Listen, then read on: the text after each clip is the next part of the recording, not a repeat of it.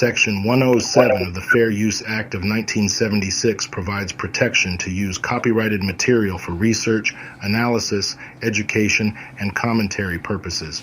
We here at Loose Moose Productions reserve that right. Now, on with the show. Here's Joe B and the Triple B. Hey, Aunt Udine, how's things in Texas? Everything is going to hell down here in Texas. Hands on Triple B and Joe B. Joe B and the Triple B, baby. Triple B and Joe B. Rock on, get Joe ready. Triple B and Joe B. Joe B and Triple B, baby. Triple B and Joe B. Rock on, get Joe ready. We're coming in. I want to sink in the truth about JFK. It's a long-going podcast. And here we go. And here we go. Yay, Joe wasn't muted this time. What's up, everybody? Welcome to the show. This is episode number 287. 287 on a mother cop. That's right. What up, what up? This is the Garrison Grifter. Yeah, this one's all about Perry Russo. And we're definitely going to get into him. We're going to be doing some deep Clay Shaw-esque dives into Perry Russo. And Joe, you have a change of scenery behind you, my friend. I do. I was waiting for you to do your little squint with one eye and give me a description, like the frozen beast in the Northeast. Or Yeah. I don't know where you're at now. So you're definitely not in the hills of the Catskills. I am not. I am back in reality and society, unfortunately. And I had a great. Well, welcome back. Yes, thank you. But we, might be going out of reality with some hypnosis later in the episode. So you never know. Yes, we have a little theater of the mind session that we will be performing for you here this evening. So make sure you stay tuned for that. John and Jack coming through with the super chats early before the show even starts. Thank you, fellas. You all are the best. And looks like we got a full house in the comments section tonight, Joe. We got all the regulars. I love it. And some new faces. I see Trey's back from the dark side. What's up? Red Phillips. Sally. Alpha 66. That's Mike. What's up, Big Mike? Got James, South to West. Bungold's in the house. Up on gold. I know I saw Colleen, the Rocket Queen, in there somewhere. There she is. That's right. Garden and Guns. Yes. Good to see you were not over there watching that horse nonsense. Claude is in the house. Say what's up to Aunt Udine. Yeah. And Tiny Dancer was first, I think. And Trey. Tiny Dancer was first. Yeah, I'm pretty sure she was in there. We just have to scroll back a bit. I did. Oh. So, hope everyone's having a good night tonight. And, thank you, Red. And yes, Mr. Edwards, everything is going to hell down in Texas. For sure. And Canton, Ohio. Yes. Oh, well. And Canton, Boston. Or Canton, Australia. Yeah. Who knows? Anywhere named Canton has got to be close to hell. So yeah, no matter what state it's in or country. Yeah, there's a big true crime case going on in Boston, Canton Police Department. Some girl that ran over her boyfriend is now saying conspiracy within the police department because her boyfriend was a cop. It's a mess. It's a mess. Oh, well, dude, I watched this thing on Netflix last night, and sorry, I haven't had Netflix in a while because they were assholes and raised the price, and so I quit for a while. But now I'm back. But I watched this true crime documentary. the Gone Girl kidnapping that happened, like, was it 8 years ago in Vallejo, California? This woman was like kidnapped out of her bed in the middle of the night. They tied up her boyfriend, drugged him, and they kidnapped her. And the cops didn't believe her. They didn't believe her boyfriend. First, they tried to pin it on him, and then she shows up a couple days later alive, and they were trying to say it was a hoax and all this stuff. And then they actually, well, I won't ruin it, but if you haven't watched it out there, it's freaking crazy. It blew my mind, and I enjoyed. But yeah, your boy gets down with the true crime sometimes too when he runs out of JFK stuff to listen to. And sometimes you need a little switch up. Not that true crime and murders. I'm a sucker for the first 48. If that thing comes on, the first 48, I think there's a channel where it's just on for like 24-hour loop. I'm in. I get sucked in. But yes, right. American Nightmare, Sally. That was the name of it. American Nightmare. Thank you. Yes. I'll have to watch that later. Canton's in China, apparently. I guess that's why you can speak Cantonese in Chinese, right? All right. So last episode, Mr. Rob did a cool history fact of where he was from. Fun Fact Friday. Yes, Fun Fact Friday. We got to get an audio for Fun Fact Friday. Fine. We'll have one next week. Okay. Cool. We will accept submissions for that. But since Rob did his area last week, I figured I would do it this week. And I was kind of concerned because he had a really good one, but I found something really cool. So on May 3rd, the road to glory in a patriot army and a free country is thus open to all, said George Washington when he created the Badge of Military Merit, which he first awarded today in 1783 to two brave enlisted Connecticut soldiers at the Continental Army headquarters in Newburgh, New York. I drove past that bridge when I came back from the mountains. Prior to this, awards for military distinction had been granted almost exclusively by Congress to military officers. Washington for forcing the British to evacuate Boston, Horatio Gates' victory at Saratoga, Nathaniel Greene's victories in the Southern Campaign. The only non-commissioned non-officers awarded medals were the three enlisted men who had captured the spy John Andre, which exposed the British plan to take over West Point and execute Washington with the help of the traitor Benedict Arnold. And if you guys ever seen that show Turn, Washington Spies, it's a really good one, and that goes through a lot of the details of Washington spy network that he created. But the final years of the Revolutionary War, which ended in September 1783, had been particularly grueling for American soldiers. A frustrating lack of progress regarding peace talks followed the 1781 American victory at Yorktown.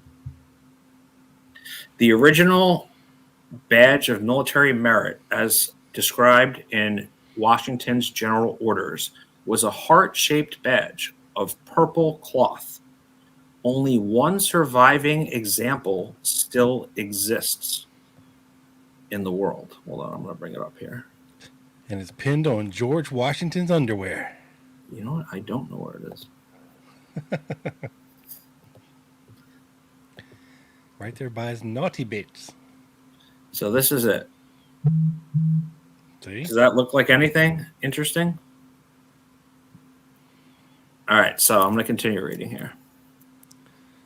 On May 3rd, 1783, Washington awarded the badge to Elijah Churchill of Enfield and William Brown of Stamford, Connecticut, Rob, about 5 miles from me. Churchill was a sergeant in the 2nd Regiment of Dragoons and was recognized for his bravery in 2 daring raids in New York, one on Long Island and the other near Tarrytown, New York, which I went to a wedding last weekend in Tarrytown.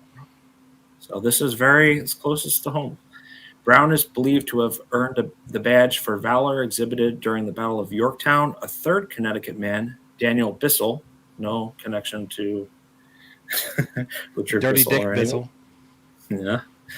of East Windsor, which is a little north, was the only other known recipient of the Badge of Military Merit. And he received that in 1783 as well. But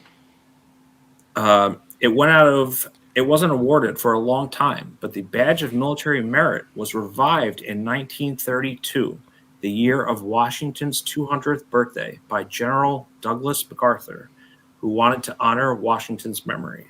The new medal, a heart-shaped medal featuring a profile of George Washington amid a purple enameled backdrop, was designed as a tribute to both the original Revolutionary War badge and Washington himself. Considered to be one of the highest honors in the United States military, it is now awarded by the President of the United States to any active service member wounded in battle. So next, I have a cool picture I'm going to show you. And that is, Rob, did you know there's another Joseph Borelli? Happens to be my grandfather, who I'm named after. And this is his Purple Heart. The Badge of Military Merit became the Purple Heart, as you can see the image I previously shown. And this is actually a picture of my grandfather's. It came in a really nice little Velvet box. Yeah, that's the word. Container. My dad has it now, but hopefully I'll get that one day. And it's really cool because, he went through France, Belgium, Holland, and Germany. Yes, my grandfather had one as well. That's awesome. Yeah, so it came to be the Purple Heart, and it was first awarded on May 3rd, 1783. To somebody from Connecticut. Yeah, well, that's where they caught the spy, although John Andre. But yeah, it was people from Connecticut, or I guess the first people that were that wasn't George Washington or Horatio Gates or the other general got it. It was like the first regular people. Is he related to Benjamin Gates? I don't know. But hope you guys like that. Yes, I Do you know agree. who Ben Gates is? Bill Gates' dad? I'm joking. No, the name sounds really Come familiar. on, man. It sounds really National familiar. treasure, Nick Cage.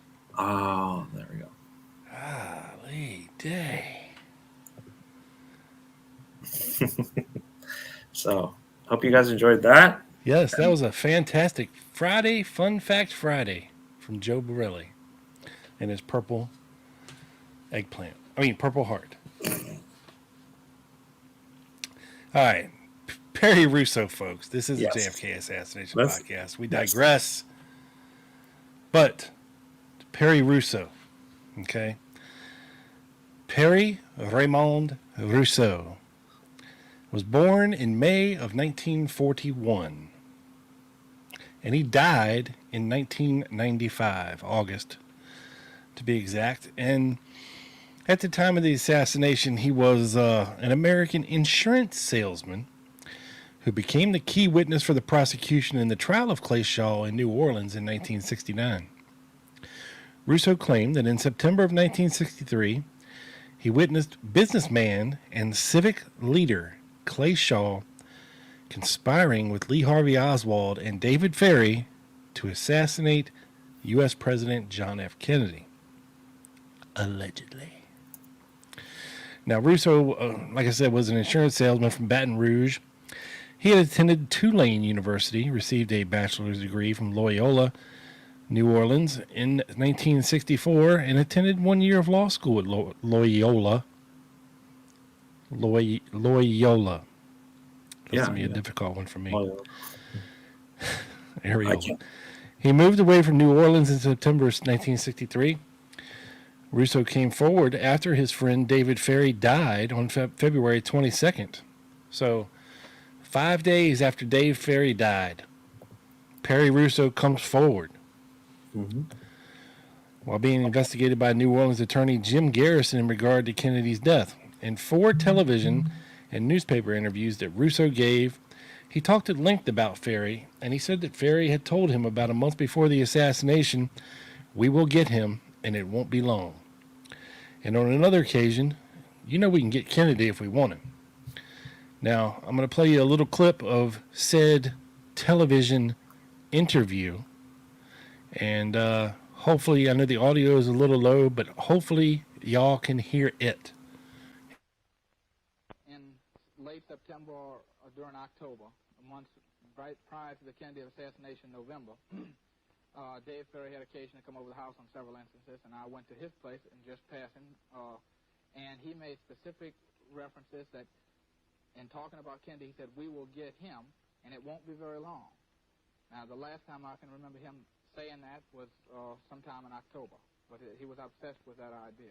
Did he ever mention Lee Harvey Oswald's name? No. No conversation at all about it? No, I had never heard of Oswald until the television assassination. Why have you never said anything about this before? Didn't it strike you that it might have some connection? When the assassination, of course, caught me by surprise and caught everyone else, I would guess, when it finally was over and a Warren Commission was set up, and it tended to go and examine all of the details, and it made claims that it was going to do everything extensively. Then I left it to the professionals, and they were supposed to come out with a verdict. Then they came out with a verdict that Oswald was the only man, so I forgot it. Then Garrison began his probe, and subsequently got in the newspapers in New Orleans, and then later on television everywhere. And in that probe, he said that there was a conspiracy, and he could prove it. It still didn't ring a bell anywhere along the line. It was far from me that I would have ever have met a person. I would have been a conspirator to kill the President of the United States. Thereafter, when Dave Ferry died, the name, I still doubted if it was the same guy. I just said, it's just another Dave Ferry. But when I saw his picture in the paper, then I knew it was the same man, and I had just as well say something. Okay, it would appear that nobody can hear it. No. So I had to turn it way up on my monitors to hear it, and I could hear it just fine. But Can I try something? Sure. Okay, let me know. Late September or during October, month right prior to the Kennedy assassination in November. No? Dave Ferry had occasion to come over the house on several instances, and I went to his place and just passing, and he made specific references that, in talking about Kennedy, he said, "We will get him, and it won't be very long." Now, the last time I can remember him saying that was sometime in October, but he was obsessed with that idea. Did he ever mention Lee Harvey Oswald's name? No. No conversation at all about it? No, I had never heard of Oswald until the television assassination. Why have you never said anything about this before? Didn't it strike you that it might have some connection? When the assassination, of course, caught me by surprise and caught everyone else, I would guess, when it finally was over and a Warren Commission was set up, and it tended to go and examine all of the details, and it made claims that it was going to do everything extensively. Then I left it to the professionals, and they were supposed to come out with a verdict. Then they came out with a verdict that Oswald was the only man, so I forgot it. Then Garrison began his probe, and subsequently got in the newspapers in New Orleans, and then later on television everywhere. And in that probe, he said that there was a conspiracy, and he could prove it. It still didn't ring a bell anywhere along the line. It was far from me that I would have ever have met a person. I would have been a conspirator to the President of the United States. Thereafter, when Dave Ferry died, the name, I still doubted if it was the same guy. I just said, it's just another Dave Ferry. But when I saw his picture in the paper, then I knew it was the same man, and I had just as well say something to someone. And I wrote the district attorney the next day, and he should have gotten it Friday. Now, I saw the pictures this week. You haven't talked with any federal agents or anybody from the Warren Commission about it? No one's contacted me. Actually, the first time I made a remark about this was today, and to anyone in public. All right. Yeah. So there's Perry Raymond Russo. That was a video interview he did a month after David Ferry died. But as you heard him say, he had heard David Ferry had passed away, and then he wrote a letter to Jim Garrison, supposedly the next day, letting him know what he allegedly witnessed or was a party to back in 1963. Now, Russo was interviewed in Garrison's office on February 27th, Russo described a roommate of Ferry's in New Orleans as having a sort of dirty blonde hair and a husky beard. A typical beatnik, extremely dirty. And when Russo was shown a picture of Oswald, he said that Oswald was the person whom Ferry had introduced him as his roommate sometime between May and October of 1963. Now, folks, we all know this can't be our hapless Patsy Lee Oswald. His whereabouts are spoken for between May and October of 1963. So, if, and that's a big if, Perry Russo met somebody that he was introduced to as Leon Oswald, it was definitely not our hapless Patsy. It was, I've heard, possibly Carrie Thornley, possibly William Seymour, possibly Lauren Hall. Who knows? But I digress. When shown a picture of Shaw, Russo said he saw him and Ferry talking in a car at Ferry's service station. But still, Russo said nothing about Shaw or Oswald at that time conspiring with Ferry to murder Kennedy. Russo added that if he were hypnotized, he may have total recall on names and places and dates. So, Garrison arranged to have Russo interrogated 3 times while hypnotized. The first time, while also under an injection of sodium pentothal, known popularly as truth serum. Now Russo described a conspiracy plot with Shaw using the alias Bertrand and a rifle-toting Leon Oswald at Ferry's apartment when Russo was visiting in mid-September of 63. Russo said Ferry told him, "We are going to kill John F. Kennedy, and it won't be long." Now, mid-September 63 is a good time to be seeing Lee Oswald because his whereabouts in September of 63 are the most murky that we have as far as his exact whereabouts and what he was doing. Yeah, Mexico City, the Sylvia Odio. And that wasn't until the end of September. Right. You know, there's a lot of questions as to what he was doing that whole month. He definitely wasn't working anywhere. Mm-hmm. Was the Clinton, Louisiana in August or September? I think it was late August or early September. So, okay, we did that. So, Shaw apparently had a preliminary hearing on March 15th, 1967, where Russo repeated the claims that he made under hypnosis. When asked on cross-examination why he had not gone to the authorities 2 months after the alleged meeting, Russo said, "I had an involvement with school, and that was more important to me than setting the record straight." Russo named 2 witnesses who could collaborate his story of attending a party at Ferry's apartment in September of 63. The first was Russo's former girlfriend, who appeared on an NBC News program about the Garrison investigation on June 1967. And guess what, Joe? What? She denied being at Ferry's apartment to witness this meeting. Smart girl. Yeah. And said that she had never even met Ferry until 1965.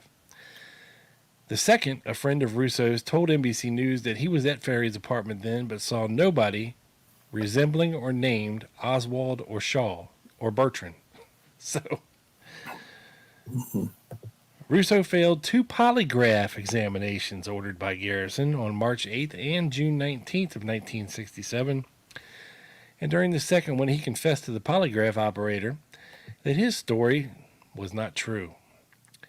Walter Sheridan, a former FBI agent and aide to Bobby Kennedy, who was investigating the Garrison accusations for NBC News, reported, "In my conversations with Perry Russo, he has stated that in his preliminary hearing testimony against Clay Shaw, it may have been a combination of truth, fantasy, and lies. He says he wishes he had never gotten into this, but now he feels he has no choice but to go through with it. He said he's afraid if he changed his testimony that Garrison would indict him for perjury. Russo said, "The hell with the truth. The hell with justice. You're asking me to sacrifice myself for Clay Shaw, and I won't do it." So, just a little bit more about Russo's character. In August of 1970, Perry Russo and another man was arrested for burglarizing a New Orleans residence, stealing property valued at $8,000 in 1970 money, which is a lot. Mm-hmm.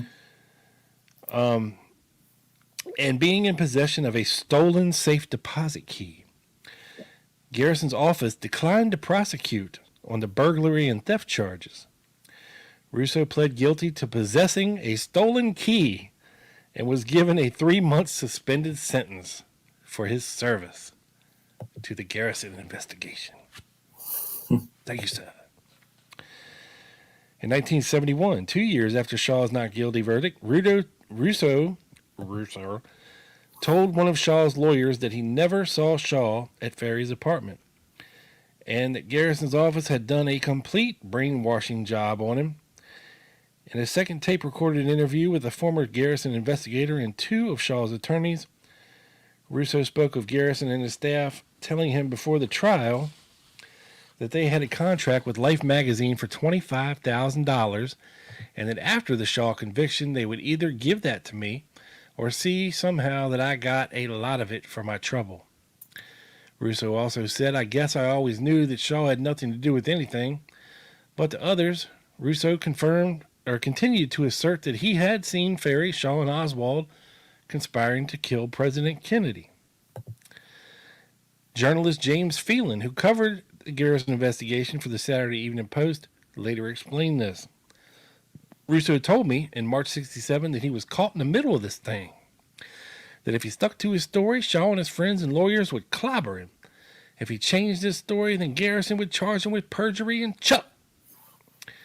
There would go his job with Equitable Life. He told me all he was concerned about was his own position and work and livelihood, and that he wished he'd never opened his mouth about this mess and wished he could go back to the day before he shot off his mouth up in Baton Rouge. Now, we'll get into the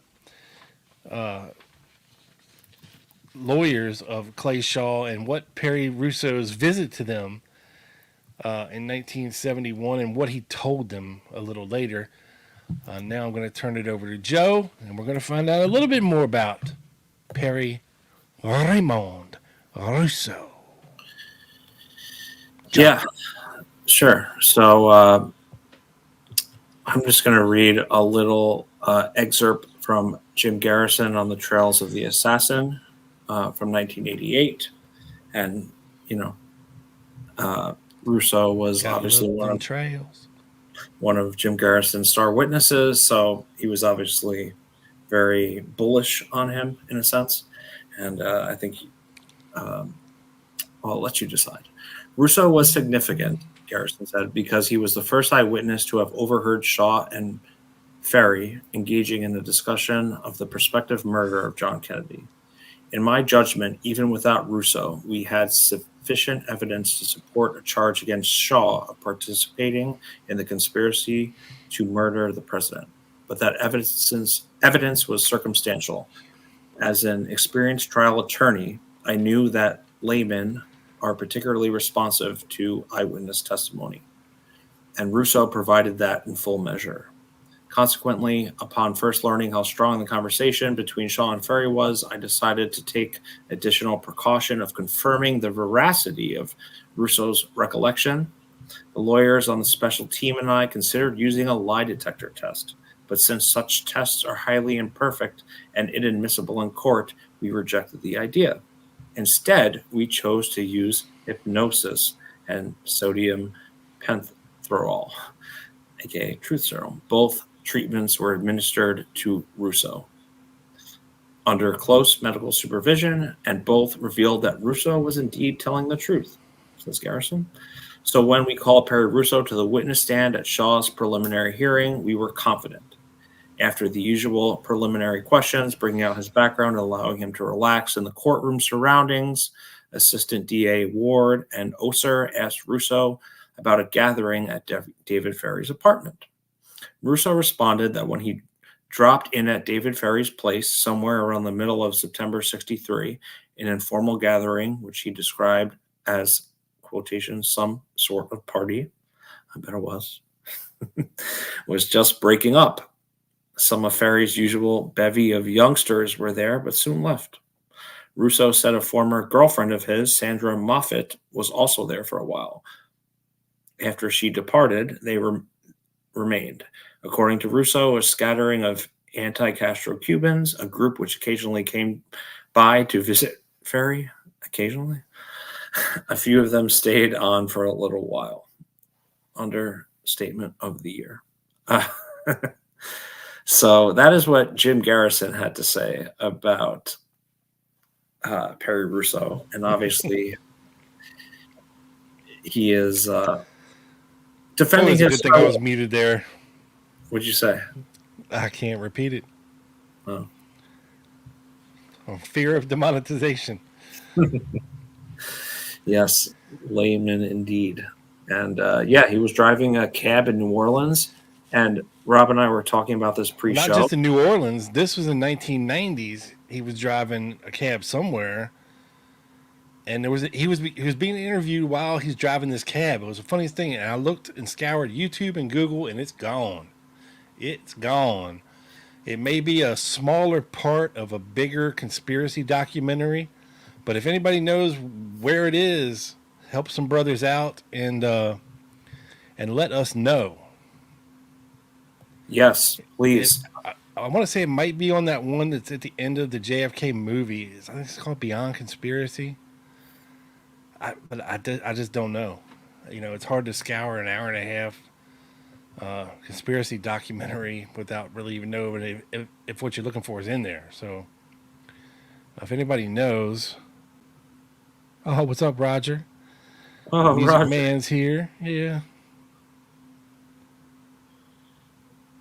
Well, Colleen, if you do have it saved, you know where to email it. The Lone Gunman Podcast at gmail.com. And if you do it quickly, we might even be able to put it up. You got to give us some time to find it. I know. But we wing it. So we do. We do. Yeah. Because there's nothing more we love than hanging out with our friends on a Friday night. Fun Fact Friday, Silly Friday. What's the other Friday term? TGIF. Friday. TGIF, LLG, TLG. All right. So I mentioned before when Perry Raymond Russo, he actually had a whole book written about him by Patricia Lambert called False Witness. Because this is what makes it so easy to dismiss the Garrison investigation. And Jim Garrison's got nobody to blame but himself, folks, for hanging his hat on Perry Russo. Now, and a lot of other witnesses that had questionable histories, right? Well, not just questionable histories. I mean, this guy was pretty bona fide. I mean, he's an insurance salesman. He's a college graduate. He's going to Loyola for law. But he's a complete and utter nut job. Only 25, too. Right. So, you know, who knows why maybe somebody dared him to write a letter to Garrison and say that he knew Ferry? I don't know. Because this either happened or he just made it all up. There is no in between. Mm-hmm. He didn't just kind of know something. He was either there, and he was introduced to Shaw and Oswald and Ferry at one of Ferry's parties. You know, lots of uppers and poppers and huffers and stag films going around, one on every wall playing. Yeah. Something will be flying, in the immortal words of David Ferry. And if you'd like to know what that is, go listen to Quick Hits. But speaking of hypnosis, Rob and I have a little You want to do that now? We'll get there. Let me hit what he told Shaw's lawyers here real quick. No. Afterwards, because, like I said, this Russo is really, really not credible when he's going. He's straddling both sides of the fence here. He's telling some people he made everything up, and he regrets doing anything. But then he tells other people this really happened. So he wasn't very credible to the jury, obviously, in the Shaw trial, and they picked him apart. And in 1971, January 27th, Perry Raymond Russo came to our office last night at 7 o'clock sharp by prearrangement. And this memo comes from the files of Edward Wegman, who was one of Clay Shaw's attorneys. I told him I wanted the whole truth about what went on and gave him my promise that I would not put him in the middle if he gave me the whole truth and nothing but the truth. So help him Jesus. Whereupon he agreed to do so. First of all, in answer to my question as to whether he now thinks that Clay Shaw was the man in Ferry's apartment, he said absolutely not.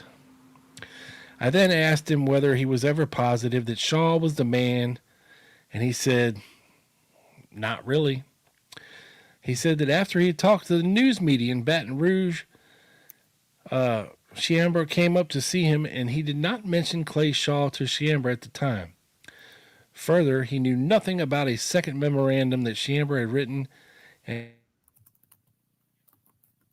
when he got down here to New Orleans, before any hypnosis or true serum, he made it clear to them that there was grave doubt in his mind as to the identity of Clay Shaw, and say, that is the man you saw there.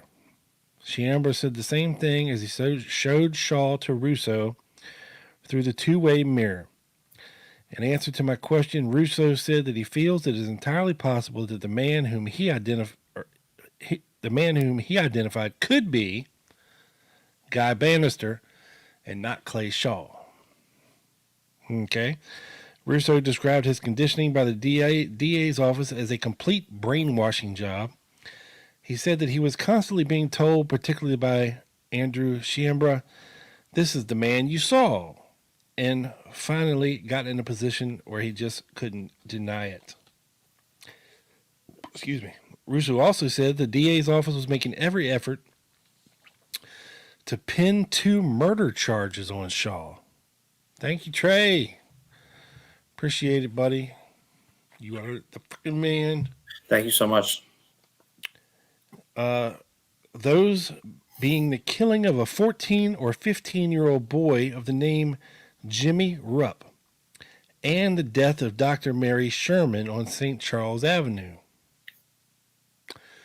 which is interesting. Very. Yes. Very, Perry. Yes. He said that both of these people belong to a sex club, Joe.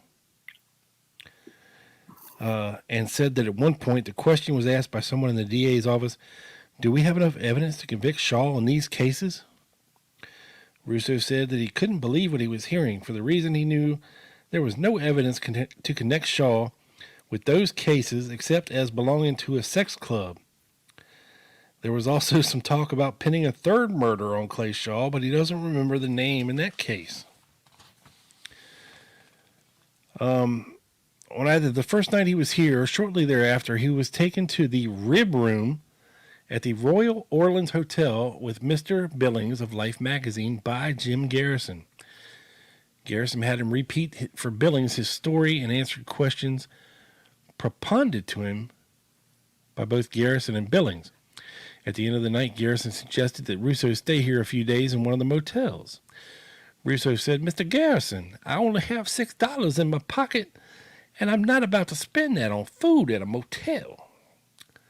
Garrison then peeled off his wad 2 crisp, clean, new $100 bills and flipped them at Russo and said, don't worry about expenses, son. At this point, Russo deviated to tell us, I can tell you where most of that $15,000 went.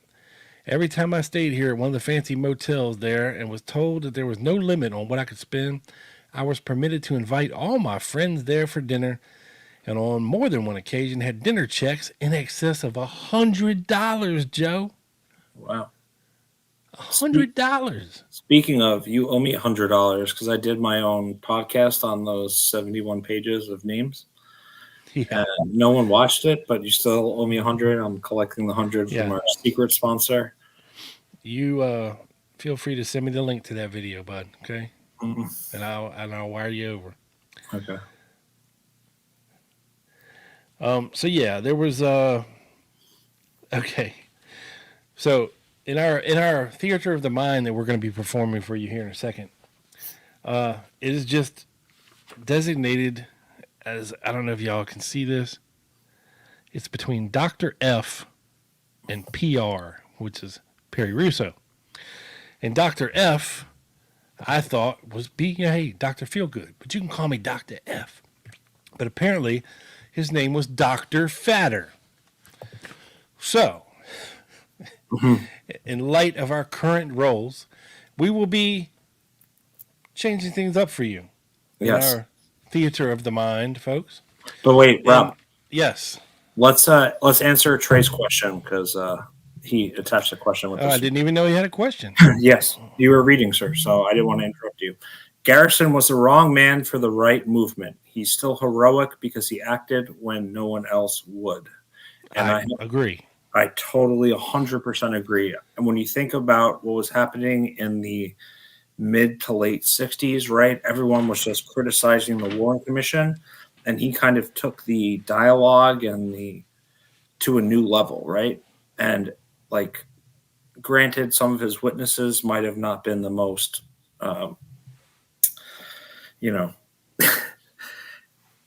trustworthy and have the best backgrounds, but he did create a whole new avenue for assassination researchers at the time to go down.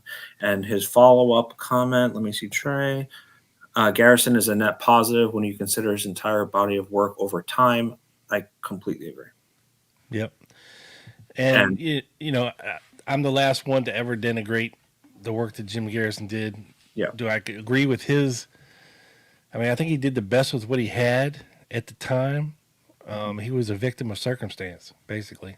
Yeah. I mean, he had his hands on people like Thomas Beckham and Jack Martin and David Ferry.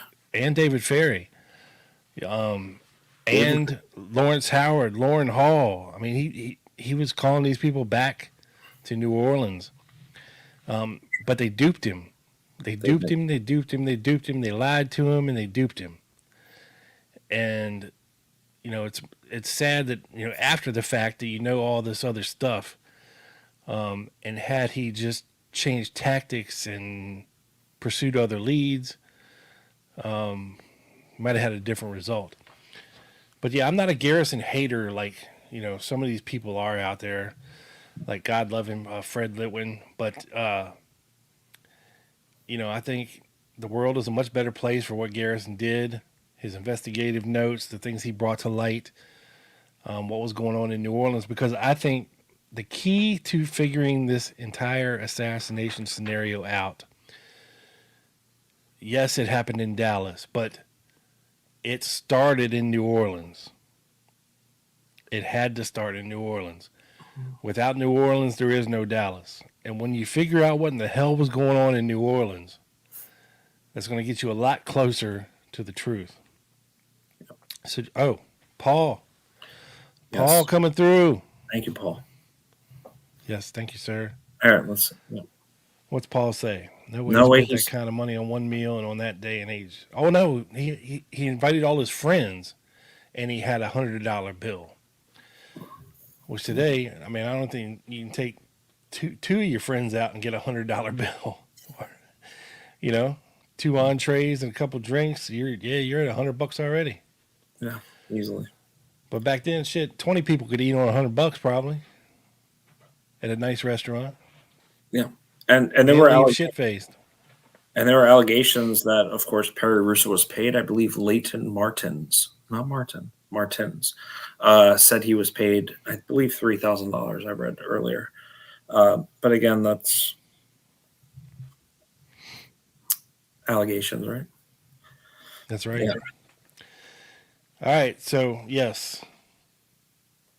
Nod to the crew for Dr. Feelgood, but it's Dr. Fatter. And I will be playing the part of Dr. Fatter this evening. And young Joseph will be playing the upstart drama, high school drama lead, Perry Russo. In this theater of the mind for you folks. So strap in because you're going to be chuckling a lot here in just a second. Yes. But first, are you ready for this, Joe? Yes. Are you ready? Sir. And okay. Yes, I'm ready, Mr. Garrison. Okay. So I'm going to be Now- playing the Southern guy. What? I'm going to be playing the Southern guy. Yes. Old Yankee Joe is going to be playing Perry Russo with his New Orleans accent. Here we go. Are you ready? First of all, Joe, we need to take everybody back, way back, to March of 1967, where Perry Russo is laying back on the couch, arm out, and he feels that sodium pentothal travel deep inside of his veins. Oh, the sweet release of that. I can't do nothing but tell you the truth, Mr. Garrison. I'm ready to tell the truth, Mr. Garrison. Are you sure? All right. Yes, sir. All right, let's go back. Go way back, folks. Way back. Way. If I hit the freaking button.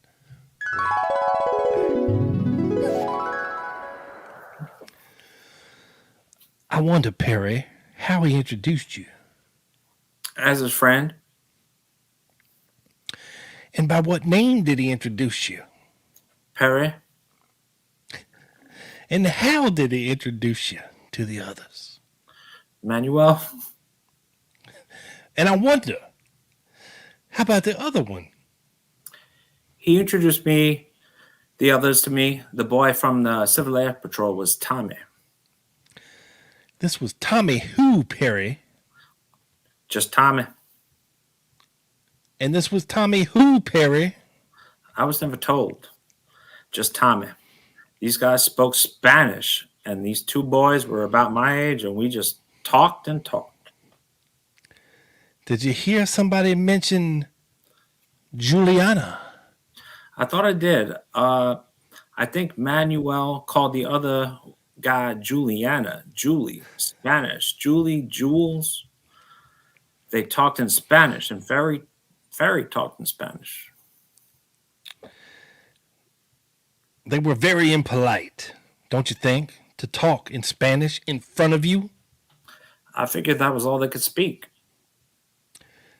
All right, Perry, close your eyes. Relax.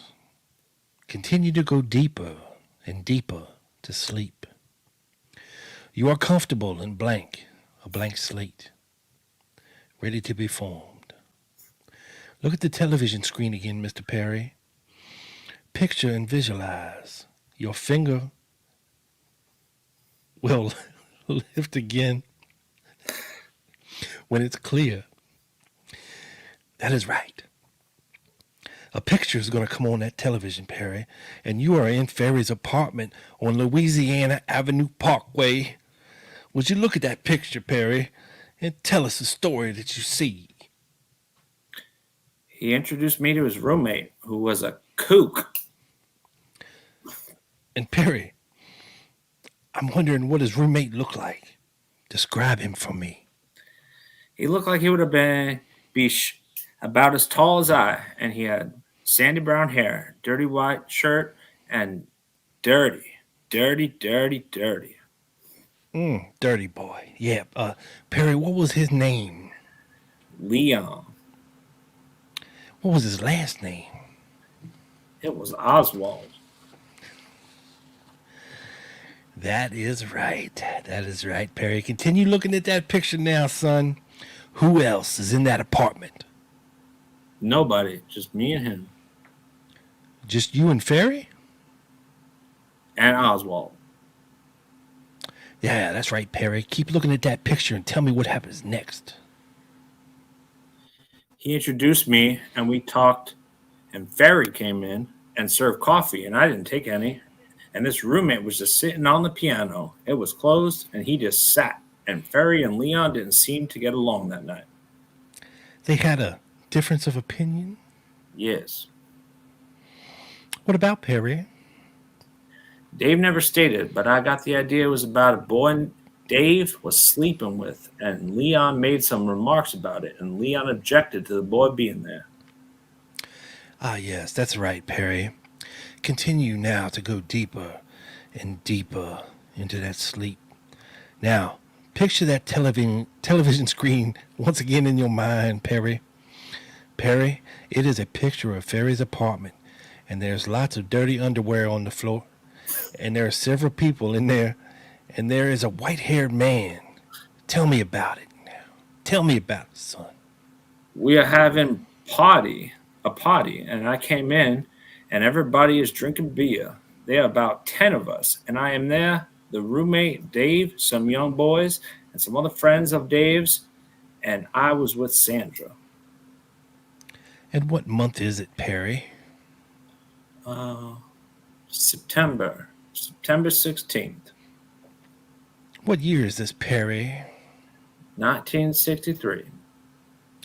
Tell me more about that picture, Perry. Let me dig deep. Well, there's a record player in the middle of the room, and it's playing sounds, not music, Spanish. And a guy is making a speech, and everyone laughed.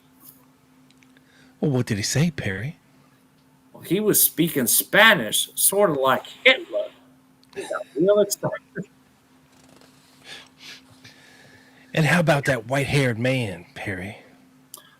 Well, that's a friend of Dave's, And what's his name? Clem Bertrand. Had you ever seen him before? Yeah, I saw him at the Nashville Street Wharf.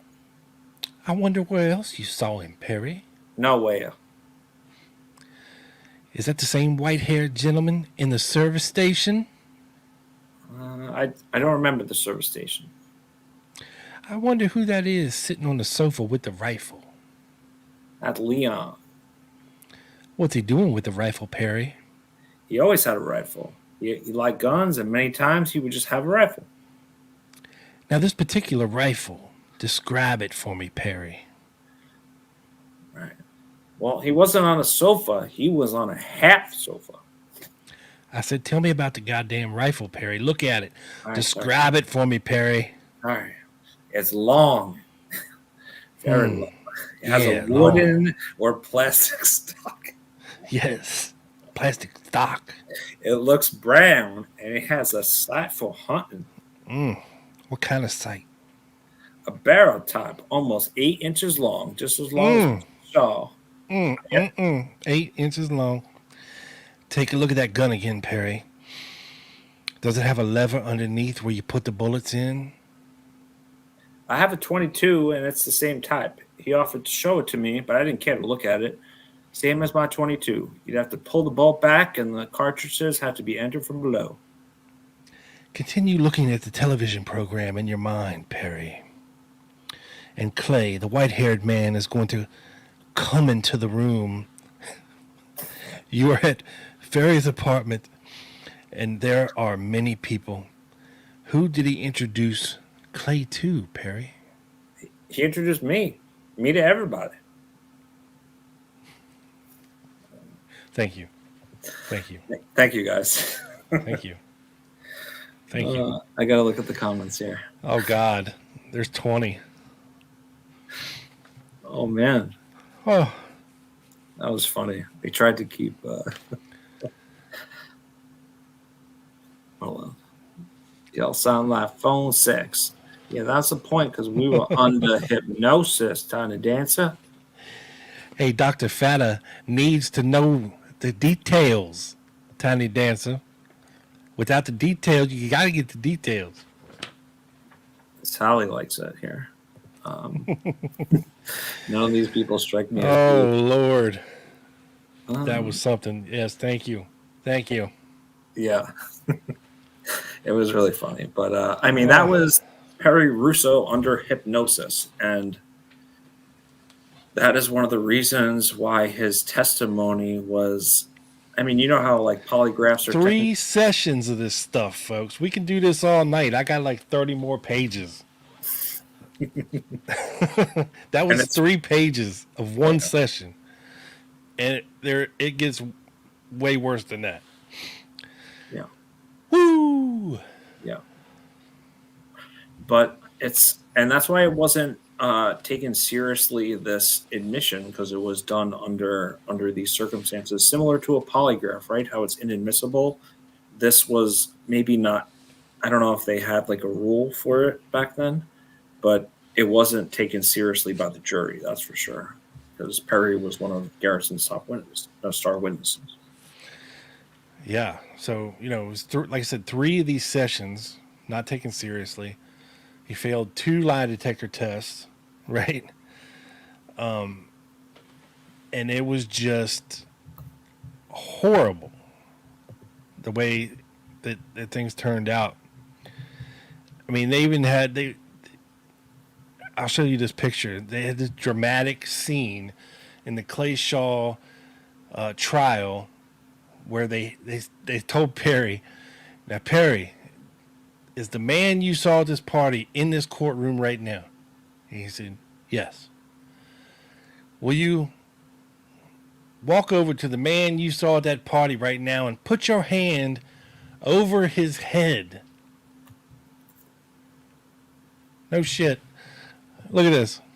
This is a courtroom sketch.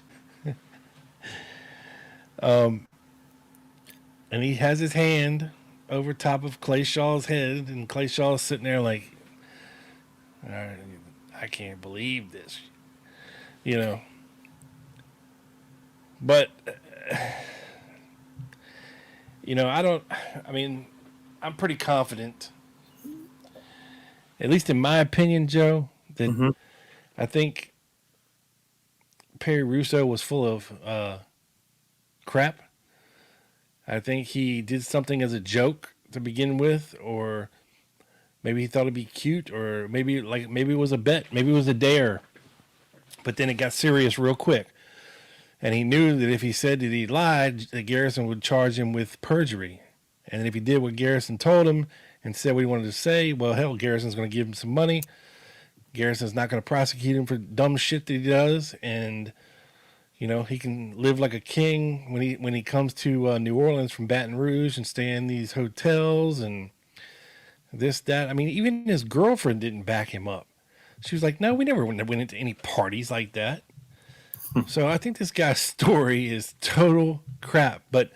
And that's why I was trying to find that video of Russo in the 90s driving a cab, because he stuck to his story again.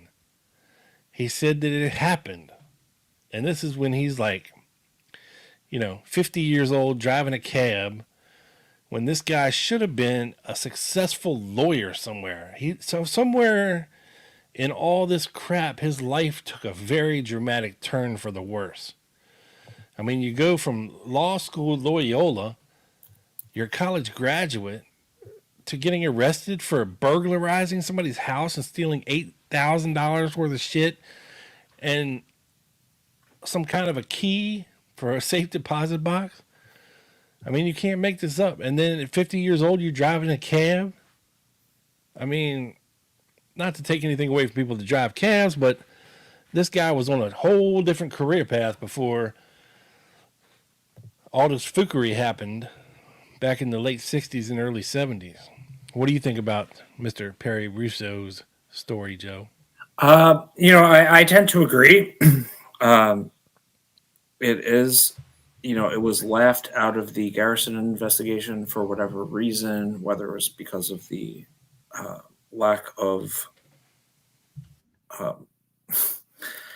corroborating evidence and witnesses, and the fact that he didn't come out till 1967. after David Ferry's death. I don't discount it 100%. I think there might be some truth to it.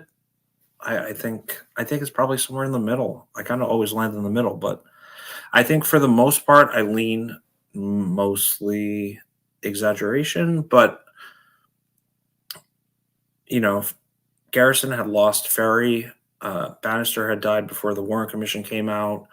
He really didn't have much to go on. And I think the Clay, and listen, a lot of great things came from this investigation. It completely, changed the purview of where people were just hating on the Warren Commission to kind of looking at it in a bigger way almost. But I agree. It's a net positive. But in terms of Perry Russo, I don't buy all of it. What do you think? I don't buy any of it. I think he lied through his teeth and got trapped up in some hot mess. Mm-hmm. And Garrison didn't have any other leg to stand on. He did. I think Garrison was. I think what really screwed Garrison over, especially the judge in that case, throwing out when who was it that Aloysius Harbergast or whatever that cop was, when they arrested Clay Shaw, they asked him, did you go by any other nicknames? And he said, yeah, Clay Bertrand. And they wouldn't admit it in court. And why they wouldn't, I don't know. But that really screwed Garrison too. Yeah, for sure. And one thing that said Scott Edwards, when Ferry died, that made Garrison desperate. And yeah, it's kind of like it was portrayed in the JFK movie. Of course, that's not 100% accurate, but I mean the Garrison kind of leaving his family, and not leaving, but focusing on the investigation more than his family. There was that scene where he met with Shaw on Easter Sunday, right, to not create any attention. Of course, after he met with Shaw, I think shortly after, he was, the cat was out of the bag, right? And he was being followed in his building and all the reporters. So I definitely think, we know Shaw was CIA. He was a paid agent, contract agent. He was.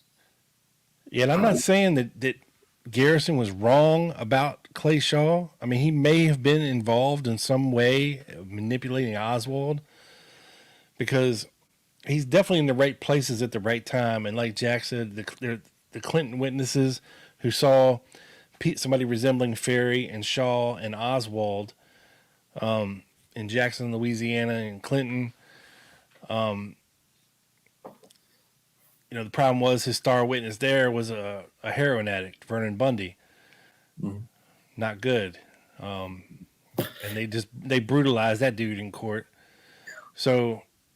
And they brutalized other people that tried to corroborate him, like Raymond Brashears, and there's a whole other, the Lavender Panther himself. Yes. And yes. There's a whole other, but so Garrison, what was I going to say? I just lost my train of thought. But Mr. Garrison. Mr. Garrison. You sure are looking fine today, Mr. Garrison. Let me see.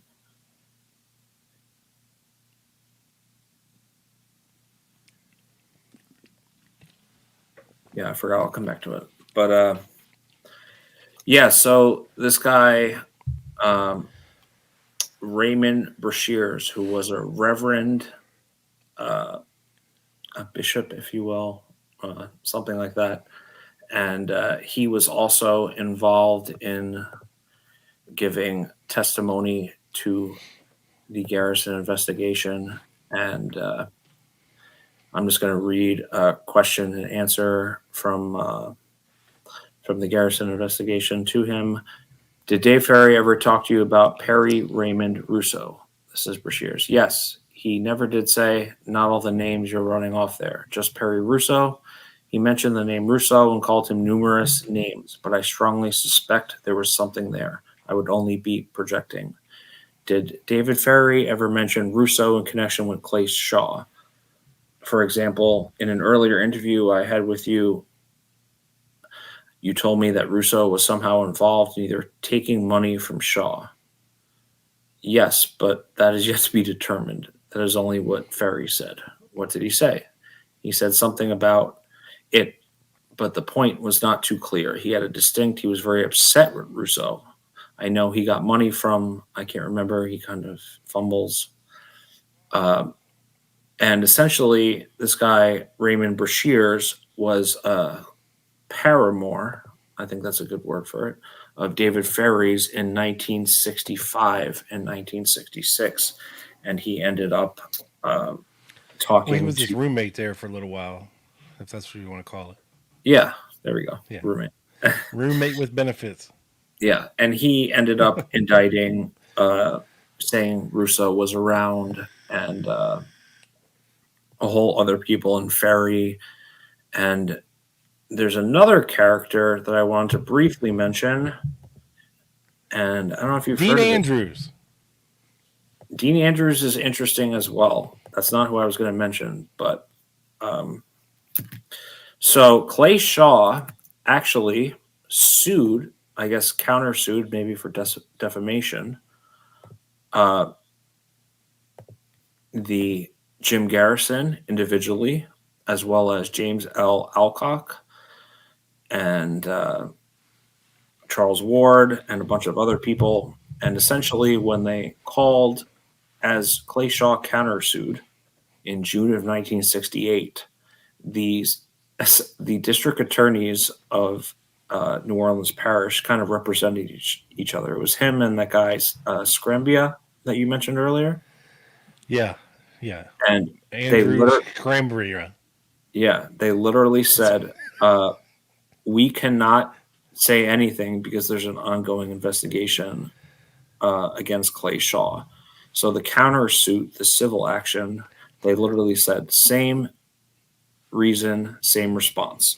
And I went through like 10 pages, and the guy just said same reason, same response. And this is, I think this is what I just read. Ferry told him that Russo had gotten this money, but that it had to do with some sort of financial transaction that involved Mr. Shaw. So they actually accused Brashears of stealing from Clay Shaw, but there was some type of transaction. You mean Russo? Yeah, but yes. If you know what I mean, that type of transaction probably happened. Yes. And they threatened him, and he was in jail. He was a civil rights activist, which is a weird match for Ferry, to be honest.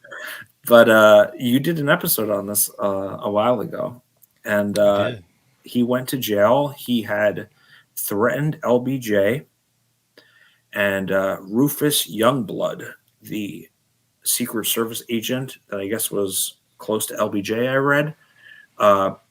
Brashears was told to report to him every time you move from one city to another. If you do not do these things, you'll be put in a federal jail mental institution. And spoiler, that's what happened to Brashears for a little while.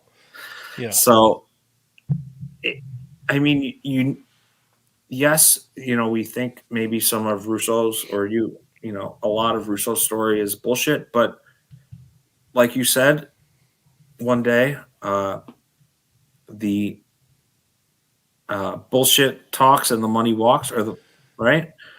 Like they don't go after people if you're spreading bullshit, but they went after this guy. They're putting him in mental institutions, in jail. They went after Russo as well. They're going after a lot of these people. So why would you do that if their stories aren't? Well, I'll tell you, there is a fantastic interview out there of Raymond Brashears from like the late 60s or early 70s when he's living in California and he's involved with the Lavender Panthers and all that good stuff. And I think it's some kind of like Dick Cavett type show. I know it's not Dick Cavett, but I believe it's out there on YouTube, and it's a fantastic listen if you haven't ever heard it before. Because, like I said, there's something going on in New Orleans, and it's bad. Mm-hmm. Oh, I remember what I was going to say. Okay. Yes. Finally. So I do think that Shaw and Ferry and Bannister were involved in the sheep dipping of Oswald. Right? Yes. But did that mean that they had foreknowledge of the assassination? I mean, you know, Ferry and the going to, what was it, Galveston, the ice skating rink.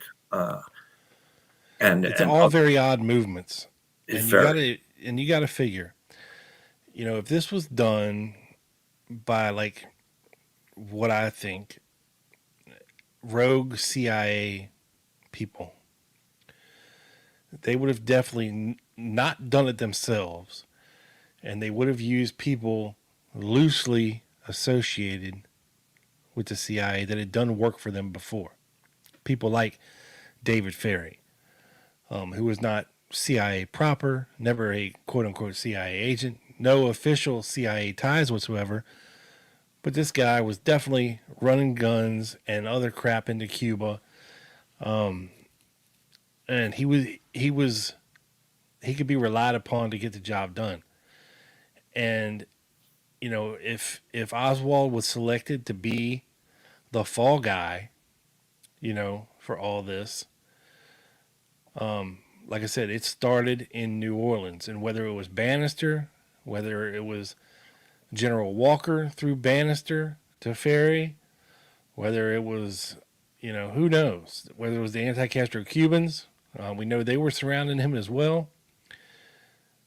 This guy had the perfect pedigree, because I think somebody was putting Oswald up to portraying himself to be pro-Castro and writing these letters and forming this Fair Play for Cuba committee, creating the alias of A.J. Howdid, ordering the weapons in that name. You know, it's just, you can almost see it's like a chessboard, and not the Devils either. Just a dirty New Orleans with lots of young boys. Daddy, daddy, daddy. Lots of young boys on the chessboard. That's what Perry Russo said. Daddy, daddy, daddy. But hold on, I wanted to say something.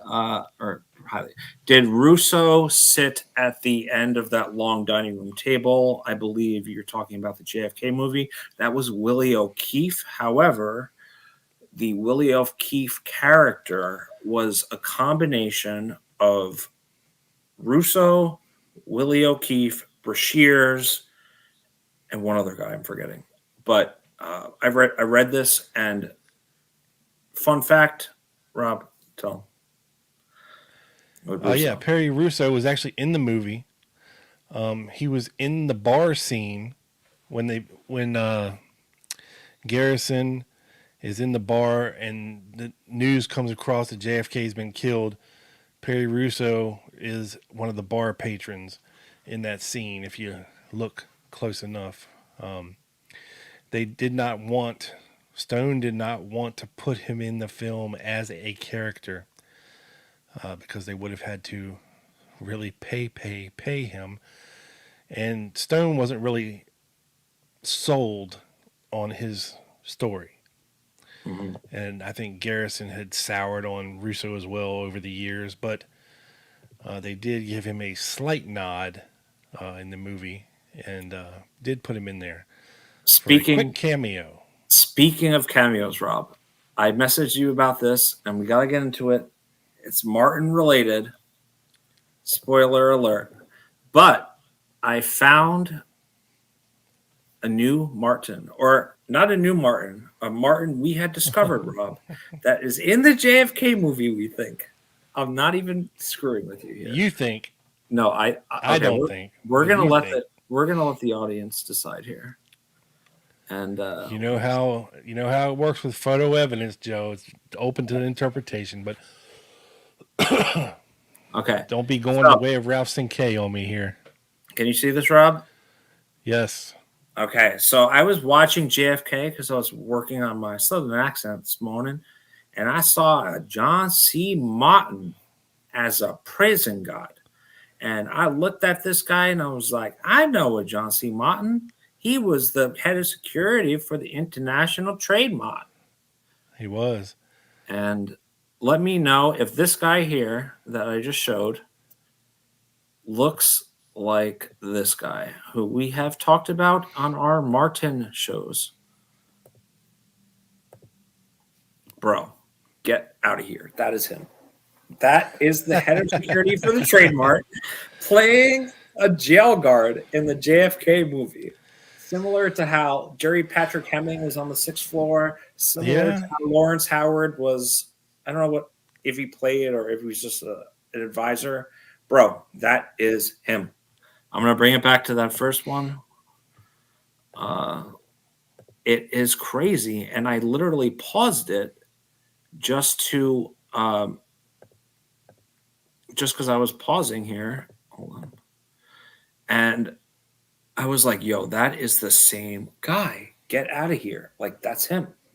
So you have the... Yeah, 20 years later with no mustache. Yeah, maybe, yeah. Maybe. I mean, kind of looks the same weight, but yeah, he looks like 60 there. Same name. Yeah. And this is on the credits for the JFK movie.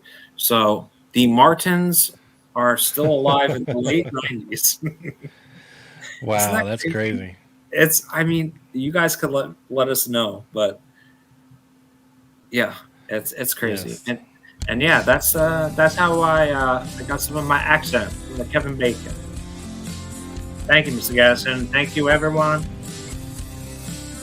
Yes, thank you, everyone. And if you're new here and you enjoyed our show here today, please make sure to like this here video, subscribe to the channel, and hit the little bell to get notified when we go live or drop a show on you. Just like Perry Russo would drop the hammer of the gods on you. Yeah, that's right. Hopefully we got some goodies coming soon, Joseph. We do. From our buddy Jeff. We do. Said so. But anyway, that's it for this week, folks. Thank you so much for hanging out with us. We had a blast, and we hope you did too. Until next time, folks.